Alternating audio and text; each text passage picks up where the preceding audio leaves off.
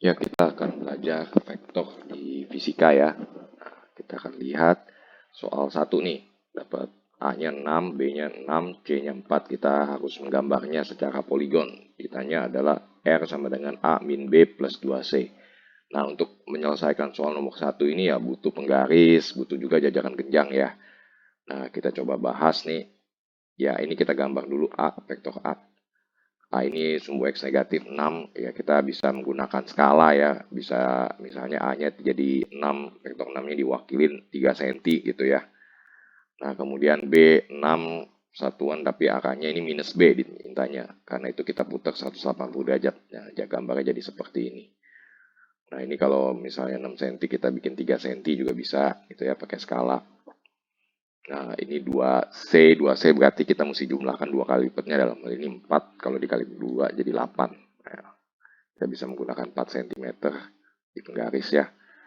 Nah, ini kita tinggal tarik posisi awal, posisi akhir. Inilah A min B plus 2C. Ya, tentunya menggunakan penggaris dan busur derajat ya pada saat mengerjakan ini. Oke, kita melanjutkan soal kedua. Kapal tangki ditarik oleh dua perahu untuk masuk ke dalam pelabuhan. Perhatikan gambar berikut ini. Nah, F1-nya 100.000 Newton, F2-nya 60.000 Newton masing-masing membentuk.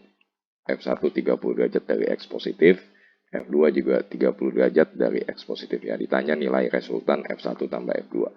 Dalam menyelesaikan soal ini tentunya ada dua cara ya. Bisa menggunakan metode jajaran genjang, bisa menggunakan metode analitis. Dalam kasus ini kita akan bahas dengan menggunakan metode jajaran genjang ya. Nah, ini kita tulis dulu, ini rumus metode jajaran genjang ya. Nah, tetanya ini, sudut teta ini kita harus cari tahu berapa sudut teta. Teta adalah sudut di antara F1 dan F2 tentunya. Nah, kita lihat ini 30 tambah 30, sudutnya 60 derajat. Nah, ini yang kita masukkan. Tentunya dalam menghitung ini kita harus aware ya, harus hati-hati. Kenapa angkanya ini banyak sekali, angka puluhannya 10.000 berapa. Nah, ini kita bisa sederhanakan seperti ini. Jadi, kita tahu 100.000 adalah 10-nya dari 10.000, 60.000 itu adalah 6 dari 10.000. Nah, kita keluarkan 10.000-nya seperti ini. Nah, ini 10.000-nya kita bisa pisahkan. Jadi kan 10 kuadrat itu 100, 6 kuadrat 36, 10 kali 6 itu 60. Totalnya adalah seperti ini, akar 196 ya jadi 14 ya. Nah, akar 14 kan 10.000-nya dikalikan jadi 140.000 Newton. Inilah jawaban nomor 2 resultannya.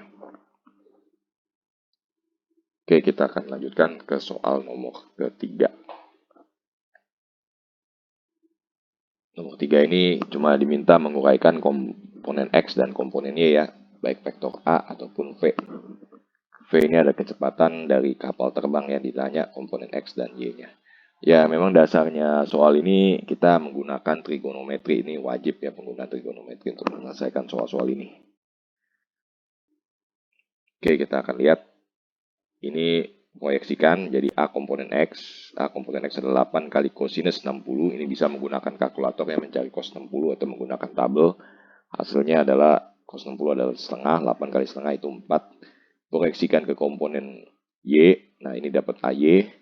Ini adalah 8 dikali sinus 60 derajat. Maka kita akan dapatkan ini setengah akar 3 ya, sin 60. Jadi 4 akar 3. Nah, menyelesaikan soal yang kapal terbang ini kita harus cari tahu dulu sudut yang diantara ini. Nah, dapatlah sudutnya 60 derajat. Ini proyeksikan ke komponen X dan komponen Y. Px-nya ini kita kasih minus. Kenapa kita kasih minus? Karena dia sumbu X negatif. Jadi minus 50 dikali kosinus 60. Hasilnya minus 25 meter per second. Ini uraikan ke sini. Ini adalah komponen Vy. Vy juga negatif 50 kali sinus 60. Kenapa negatif? Karena dia sumbu Y negatif. Jadi minus 25 akar 3 meter per second. Inilah dia bagaimana kita menguraikan vektor itu menjadi komponen Y dan komponen X. Kita melanjutkan soal berikutnya.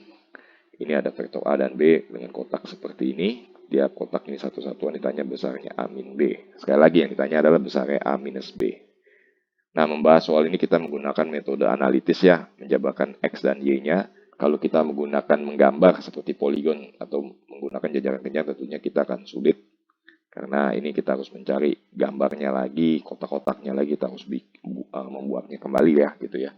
Nah ini text time lah, pasti memakan waktu. Makanya paling gampang untuk metode ini adalah menggunakan metode analitis, kita uraikan X dan Y-nya saja.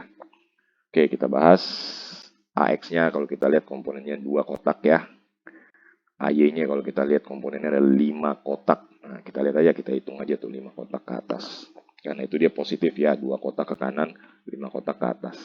Nah, kemudian B-nya kalau kita perhatikan dia minus 3. Nah, dia 3 kotak ke kiri, itu negatif. Kemudian dia ke bawah berarti negatif 7 ya, kalau kita lihat 7 kotak ke bawah. Nah, yang ditanya adalah A minus B, jadi resultannya AX min BX, yaitu 5 ya. Nah, sama RY adalah AY min BY, yaitu hasilnya 12. Ini tinggal kita goraskan saja. Maka kita dapatkan hasilnya adalah resultannya 13. Ya, inilah menggunakan metode analitis. Selanjutnya kita lihat penjumlahan 3 vektor di nomor kelima. Nomor kelima ini penjumlahan 3 vektor ya. Diuraikanlah komponen satu-satu ya. A jadi X dan Y, B jadi X dan Y, C juga jadi X dan Y. Oke, kita coba. Ini komponen A proyeksikan jadi AX 8 cos 30, AX 4 akar 3.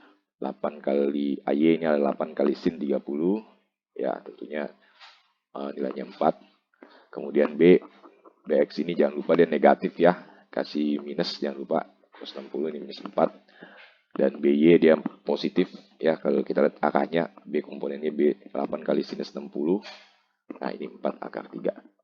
Ini kita benar-benar hati-hati plus dan negatifnya. Terutama dia punya arah X negatif atau arah Y negatif. Kita hati-hati. Kita lihat CX-nya tidak punya komponen, dia murni ke bawah. Karena itu CX-nya 0, dia cuma ada CY minus 8. Kita jumlahkan saja semuanya. X-nya 4 akar 3 minus 4. Y-nya kita dapatkan 4 akar 3 minus 4. Nah, ini kita tinggal RX kuadrat tambah RY kuadrat ya. Nah, kita misalkan aja nih, A itu adalah 4 akar 3 minus 4. Maka ini sama dong seperti ini. A kuadrat tambah A kuadrat. Atau A akar 2, ya udah tinggal kalikan aja. Maka resultannya adalah 4 akar 6 min 4 akar 2. Inilah pembelajaran kita hari ini. Ya, tetap semangat belajar ya.